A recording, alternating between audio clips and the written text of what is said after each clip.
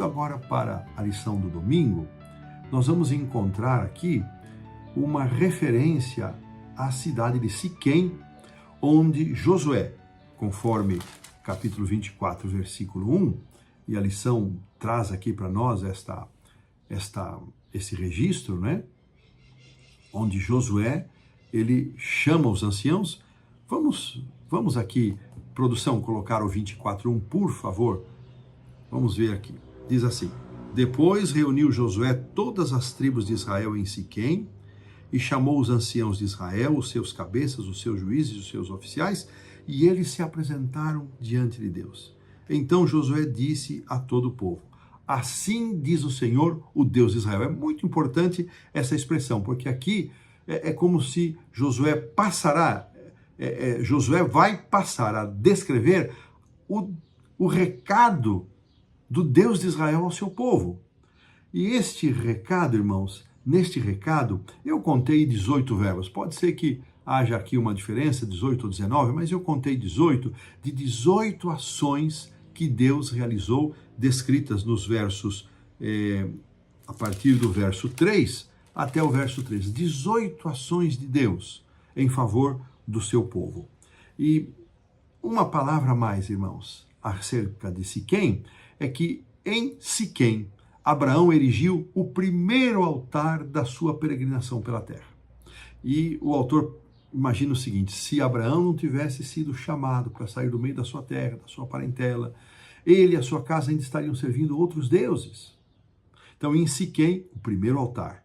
Depois foi dada a eles em outro apelo veemente, Josué, ele vai relembrar e vai fazer o mesmo apelo que Jacó fez aos seus filhos e noras, a toda a sua família: joguem fora os deuses, joguem fora os deuses. A geografia do evento, ela já transmitia por si só um chamado para demonstrar lealdade total ao Senhor. Eu gostei disso aqui.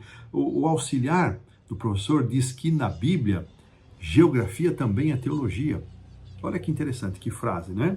E Siquém era um lugar de decisão, lugar para olhar para o futuro sem deixar de olhar, sem esquecer e deixar de olhar para o passado. Quando Deus utiliza esses 18 verbos que eu fiz menção aqui, dos versos 3 a 13, isso fica claro, fica muito claro, que a existência de Israel como nação não era mérito nenhum do próprio povo, mas sim de Deus. O discurso do Senhor tem mais um detalhe: além desses verbos, ele contém uma mudança que ocorre 5 vezes, olha que interessante, entre vocês, ou seja, falando do povo naquela situação, e eles falando dos antepassados. Os ancestrais e a geração de Siquém foram tratados como um só povo, como uma só geração. Olha que interessante.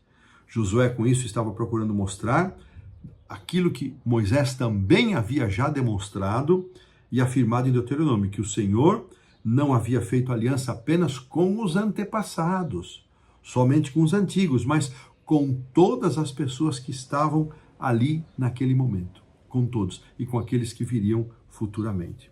A grande maioria que estava lá não tinha vivenciado o êxodo, não havia saído do Egito, não havia vivenciado o êxodo, talvez pouquíssimos deles. Nem todos estiveram em Horebe quando Deus entregou a lei. No entanto, Josué disse que todos estiveram lá, por meio da herança espiritual recebida. Em resumo, as lições do passado devem ser apropriadas pelas novas gerações. Irmãos, esse é um pensamento muito solene. Nós que temos já uma certa idade, mais madura, mais avançada, eu tenho 67 anos, e fico pensando qual é o legado que nós vamos deixar para as novas gerações. Essa é uma preocupação muito efetiva da nossa igreja, em todas as partes, especialmente aqui na área sul-americana, na divisão sul-americana. Que legado estamos deixando?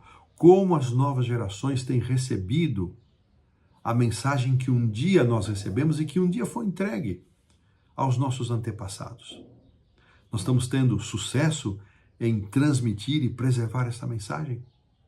Que momento decisivo na história do povo de Israel, que significado lindo essa mistura de eles e vocês. Essa lembrança de que Deus esteve na ativa o tempo todo e que se eles estavam numa terra prometida, isso era mérito do Deus Jeová, era mérito do Deus verdadeiro, o único Deus que foi capaz de introduzir um povo sem experiência de guerra, um povo sem armamentos, numa terra que até então não havia sido tomada por nenhuma nação maior. Todo o louvor, toda a glória deve ser dada a Deus em tudo aquilo que somos e fazemos. E com esse pensamento, colocamos um ponto final na lição do domingo.